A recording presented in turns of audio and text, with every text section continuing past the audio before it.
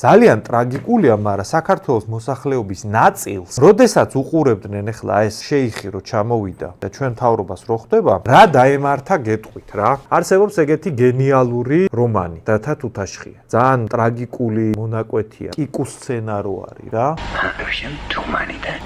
იქ ხო არის რაღაცა დილემა მორალური და ეს ფული ბაბაია ხო არის мотиваცია, რითიც მანდ ეგ ტრაგედია ხდება. ვიღაცამ ეს შეიხი რო დაინახა, საერთოდ კი არ ესმის ახლა ჩვენ რას ვლაპარაკობთ. რო ვამბობთ, რომ საფრთხეა, არაბების მასიური ჩამოსახლება, ქართული მიწა, ქართველები აღარ მრავლდებიან, ეგ 6 მილიარდი აქ რო შემოვა, მაგას მოყვება პოლიტიკური გავლენის მექანიზმები, მაგათი დაფინანსებული მედია საშუალებები, მაგათი ნაყიდი პოლიტიკური პარტიები და ასე შემდეგ. ეგ კი არ ესმით. უბრალოდ ხედავენ და შეიხი, ფული ბაბაია.